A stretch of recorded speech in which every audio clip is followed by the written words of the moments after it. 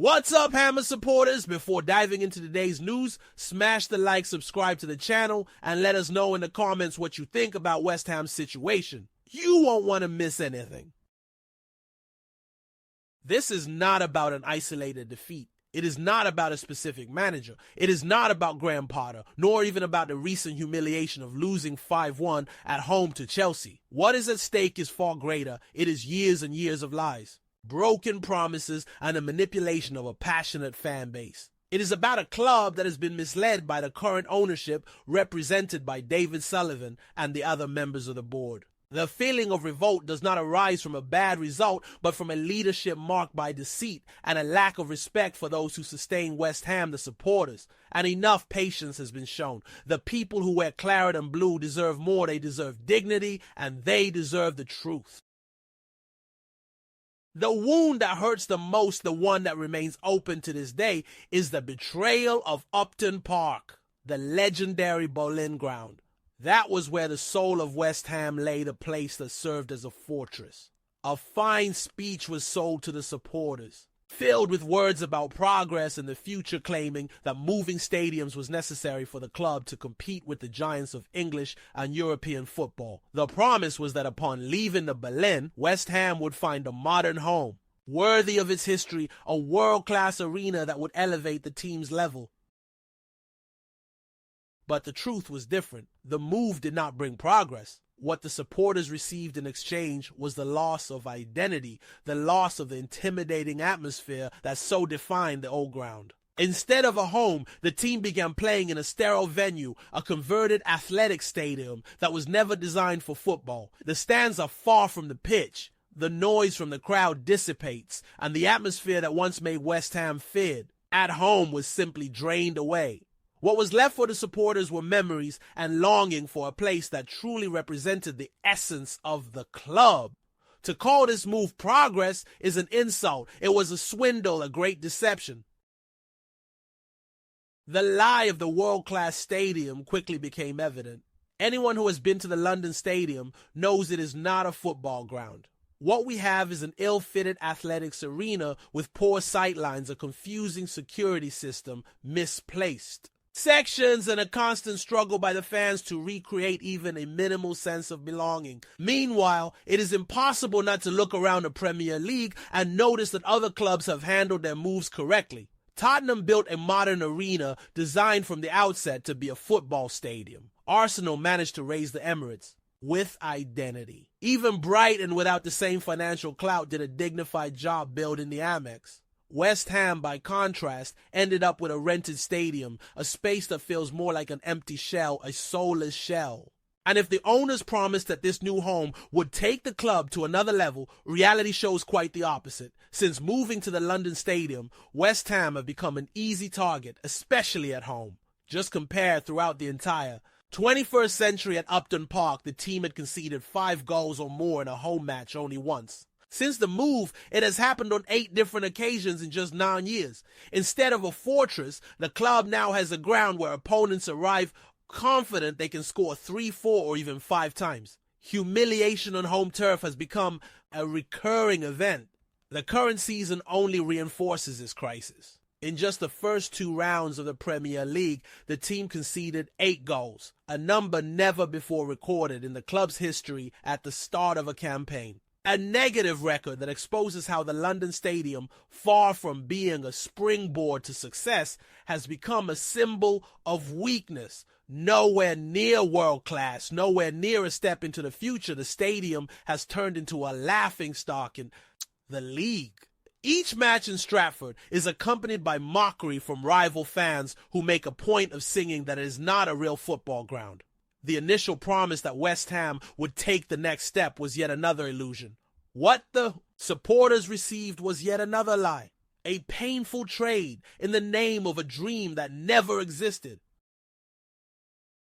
Beyond the disappointment with the stadium, there is another issue that enrages the supporters, the farce of the transfer windows. For years, the board has pushed the narrative that West Ham would bring in top-class players, footballers capable of turning the team into contenders. World-class stadium, world-class players, they repeated. But when we look at reality, what we see is a tale of frustration.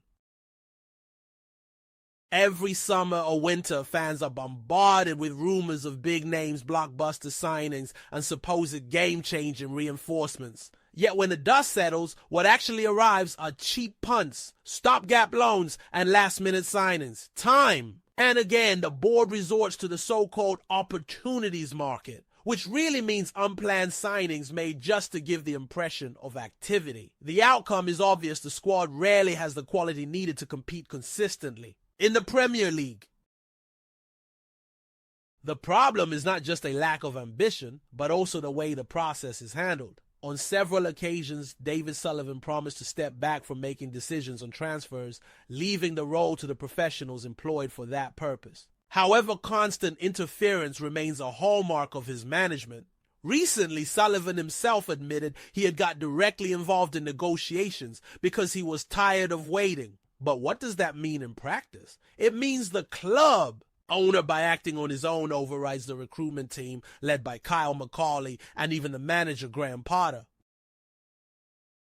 This interference not only creates chaos but also undermines the authority of the professionals who should be in charge of the process. It becomes obvious to the fans when a player is requested by the manager when he is the product of scouting, and when he is a Sullivan signing. The result is a squad built without cohesion, lacking the right pieces for a long-term project. The club ends up becoming a laboratory of failed experiments with random gambles that rarely pay off.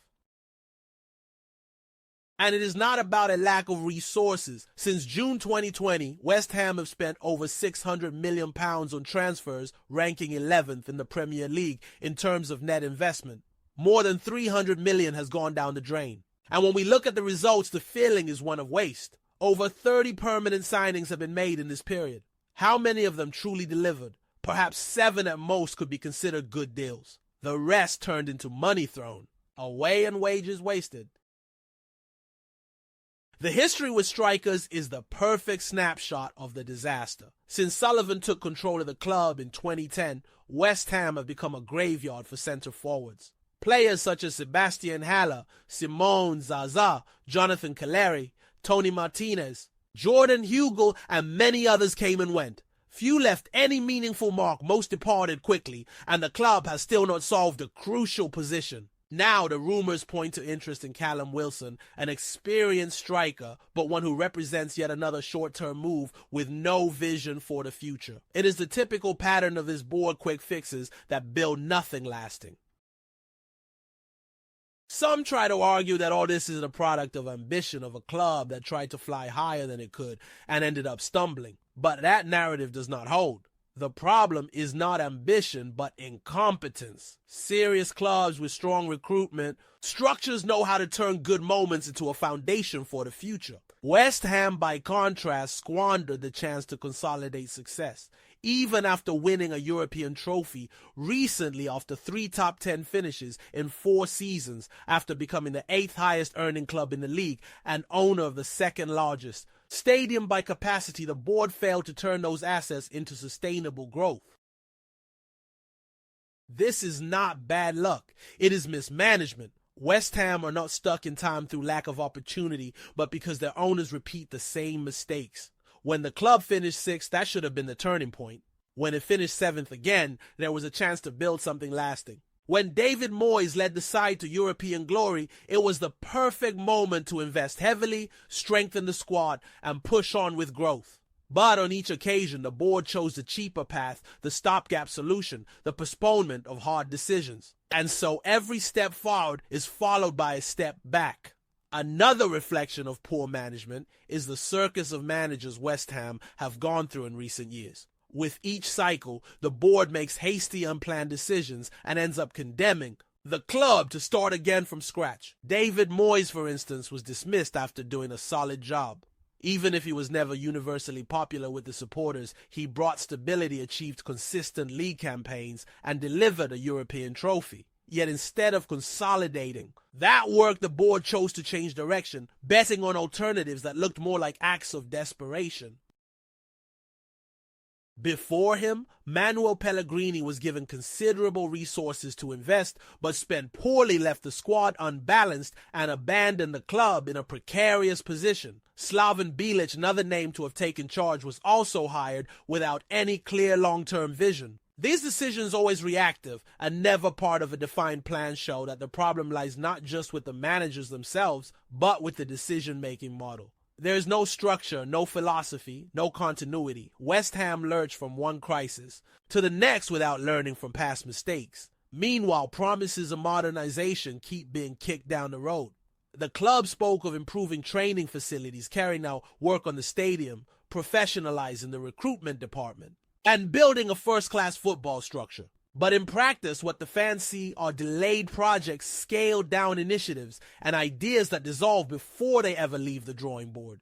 Everything becomes an empty promise, used only to calm tempers when the pressure rises. The tactic is clear dangle a new carrot in every moment of crisis, hoping to buy time and keep the supporters patient. Controlling the narrative is also part of this game. Stories are regularly planted and the press statements are leaked. And David Sullivan's sons even use social media to try to sway public opinion. This behavior not only undermines the club's credibility, but also exposes it to ridicule. Instead of being recognized for what it does on the pitch, West Ham often makes the headlines because of internal feuds, boardroom disputes, and clumsy PR campaigns. And to make matters worse, there's the constant presence of Karen Brady. Whenever controversy arises, she appears on radio and television shows such as TalkSport to try to justify the unjustifiable. Recently, Brady claimed that Lucas Paqueta was not for sale, when everyone knows that under this board, any player can be sold if the right offer comes along. The supporters are not naive. They understand very well that had Paqueta made it clear he wanted to leave, the board would have given in quickly. On another occasion, Brady criticized Mohamed Kudus, implying that the previous season had not been good and that this could justify a potential departure. Yet Kudus was one of the most talented players in the squad, one of the few who truly managed to shine amid the difficulties. Still, rather than valuing him, the executive chose to make remarks that sounded like an attempt to undermine her own player. This stance of publicly criticizing managers and players reflects the lack of unity within the club. Nor did it stop there. Karen Brady also made statements about the Premier League and the EFL, which were quickly debunked by experts. Respected football finance analyst Kieran Maguire pointed out that Brady's claims regarding resource distribution negotiations were inaccurate, and that the terms she cited were in fact worse than those offered in previous deals. Moreover, she completely ignored the fact that West Ham's owners profited from interest on loans they themselves had given to the club. While she said that no money had been taken out, the records show millions of pounds leaving in the form of interest payments to the owners. This kind of behavior sums up the problem speeches designed to project a positive image, but which when confronted with reality reveal manipulation and deceit. The fans, who for years have been asked to be patient, are increasingly aware that they are being treated with disrespect. West Ham is not just a football club. It is a vital part of thousands of people's identity, a legacy that spans generations. And when the owners toy with that passion, the feeling of revolt is inevitable. If there were still doubts that the supporters' patience had reached its limit, recent events have made it crystal clear. For the first time in many years, different groups of fans from varied backgrounds and profiles have begun to unite under a single voice of protest. Frustration, which previously appeared in isolated form, has now become a collective, organized movement backed by thousands. Several supporters collectives, including the West Ham United Supporters Trust Pride of Irons, Old School Hammers, Inclusive Irons, the Supporters Club, Claret Members Bondholders, Overseas Fans, and even young members groups, have started acting together. This unity resulted in a forceful letter sent directly to the board. In it, the representatives state unequivocally that trust is gone, patience has run out, and the supporters no longer believe in the project led by David, Sullivan, and Karen Brady. The document written by the Fan Advisory Board lays out the reality in devastating fashion. It recalls that just 2 years after winning a European trophy and selling Declan Rice for £105 million, the club now finds itself with an aging squad lacking competitiveness, a flimsy scouting network, and a training ground regarded as outdated. The text stresses that this is not misfortune, but the direct result of mismanagement. The letter also cites an independent survey carried out with more than 9,000 fans, which ranked the London Stadium as the most criticized ground in the country, regularly the subject of mocking chants from visiting supporters. The promise that moving stadiums would lift West Ham to the level of their rivals has failed. Commercially, the club sees its revenues surpassed by supposedly smaller clubs such as Bournemouth, Brighton, Brentford, and Crystal Palace, all of whom are run more efficiently. The message is clear. West Ham need qualified professionals, full-time executives with football knowledge and commercial experience, able to lead without interference from owners and without reliance on favored agents. The club cannot continue to operate as an analog entity in a digital world. Patience has run out, and organized protests are already being prepared for upcoming fixtures. Among the most significant actions is the movement led by Hammers United, one of the most influential supporters organizations affiliated to the Football Supporters Association. They were blunt. West Ham is dying under the leadership of David Sullivan and Karen Brady. Harsh words, but ones that echo the feelings of thousands. The group's chairman, Paul Coburn, known as Bubbles, declared that the club is in accelerated decline, drifting towards irrelevance as long-time fans drift away, disillusioned with the direction of the institution. The call to action is not limited to in-stadium protests. Hammers United have called for boycotts of matches, including the game against Brentford broadcast live on television, as well as demonstrations planned for the clash with Crystal Palace. The message is simple: supporters will no longer accept being deceived. Empty stands, banners, chants, and the deliberate withdrawal of support will serve as a clear sign that fans do not endorse the way the club is being run. Petitions calling for the departure of Sullivan and Brady already carry thousands of signatures, while organized groups are even liaising with the police to ensure that protests take place legally and peacefully. What might once have been dismissed as the irritation of a few has now become a mass movement. Coordinated, determined, and impossible to ignore. The general feeling is that West Ham have reached breaking point. It is no longer about an isolated defeat, a disputed manager, or a frustrating transfer window. The problem is structural. Years of false promises of a vision that never materialized, of a fan base persuaded to abandon the Berlin ground in exchange for a future that never came. West Ham are a club with a loyal, passionate fan base spanning generations. People who have followed the team through relegations, painful seasons, and unforgettable triumphs. These supporters do not demand miracles. They demand honesty, ambition, and respect. As long as David Sullivan and Karen Brady remain in charge, the sense is that the club will remain trapped in a vicious cycle of errors, improvisation, and manipulation. The message has been delivered. From Stratford to the stands scattered across the globe, from fans who travel to every match to families taking their children to discover the team. The refrain is the same enough. The protest movement is the embodiment of this collective feeling. It is not noise. It is not mere dissatisfaction. It is a declaration that supporters will no longer accept being treated as mere consumers of empty promises. West Ham may still be on this pitch fighting for points, but often the fight is even greater. The fight to ensure the club is once again run with dignity, truth, and ambition. And as long as the supporters' voice echoes, the owners will not be able to ignore it. Because in the end, without the fans, there's no West Ham United.